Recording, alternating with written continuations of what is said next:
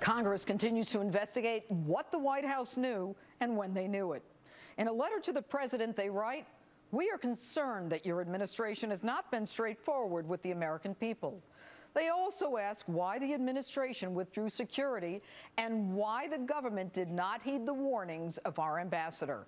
Joining me now, Florida Congressman John Mica, senior member on the House Oversight and Government Reform Committee from Austin, Texas. Oklahoma Congressman James Lankford, also on the Oversight Committee from Oklahoma City, and California Congressman Devin Nunes, member of the Permanent Select Committee on Intelligence. Gentlemen, thank you so much for being with us. And let me just say that on behalf of the American people, you are the only hope that we have to get to the bottom of what has happened in Libya. And I'm going to start with you, Congressman Mica. That letter to the president that I just read portions of, have you received an answer from the White House?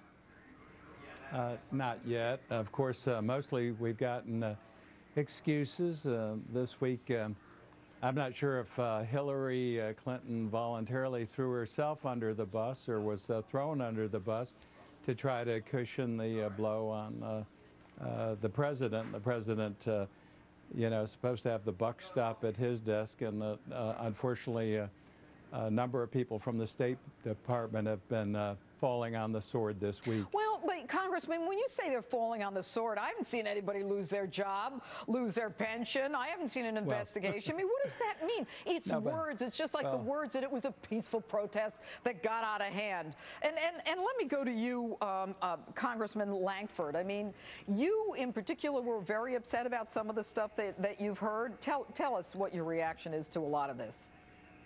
No, it's incredibly frustrating because we knew the security situation. The British ambassador had an assault on his life and an assassination attempt. The British evaluated their security presence in Benghazi, determined they didn't have enough security, and so they pulled out. The Red Cross had 2 attacks on their compound in Benghazi, determined they didn't have enough security there, and so they pulled out. We had 2 different attacks on our compound during the summer of 2012, but instead of responding with more security or pulling out, we actually pulled out security and left our people there. It's just inexcusable. We should have added more security or pulled our people out, but not do neither.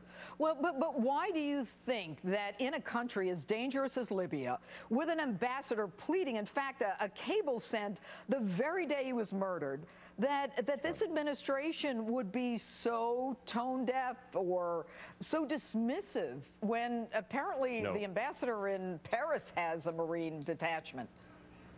Right. We know the reason for that. Charlene Lamb and Patrick Kennedy, who we had in front of our hearing, gave us a clear term on that. In December of 2011, Patrick Kennedy determined they were going to normalize the situation there, regardless of what happened on the ground, regardless of who from the ground was saying, please don't pull our extra security out. They determined they were going to normalize, pull all DOD folks out, leave a few diplomatic security folks there, and obviously not near enough to be able to sustain a situation like what's happening in Benghazi.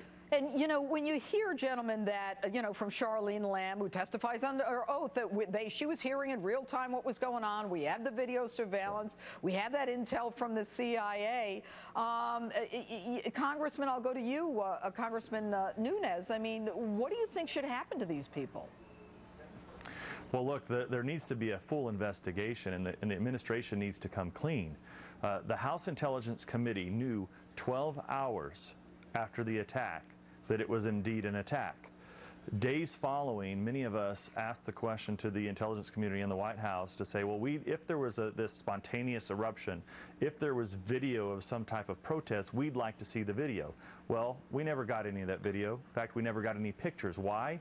Because there never was a protest. This was an attack. All right, well, we know that. We know, Congressman, excuse me for interrupting, we know that that's the case, that it was a lie. So my question is, and the question that I believe most American people have is, what are the consequences to lying? And Congressman Mica, I'll go back to you on the issue of the Inman standards. We know that the consulate in Benghazi did not have the minimum physical requirements of the height of the gate, the perimeter, the closeness to the borders. And then I hear that Congress is considering spending $12 million to protect the Libyan border when we won't even protect the border to our own embassy. What is the State Department thinking? Well, again, you've got people who had information that there was a danger, that we should have security improved there. They ignored the request. Then when you had this horrific attack take place, they concocted a story. Everybody heard it. It was a cover-up story to what was happening. And they did the same thing now this past week with trying to cover for the President of the United States. Well, everybody chimed in. And real fast, because I got a hard break here. Congressman Nunes, you're on Intel. You believe that they didn't tell you or share intelligence with you? Absolutely. I mean, the State Department refused to show up to brief us. And let's not forget the new spin of just in the last few hours that they're saying that al-Qaeda was not involved. Well, I don't believe that either. We don't. Congressman, we're relying on you to get to the bottom. Thank you so much for being with us this evening. And coming up, missed.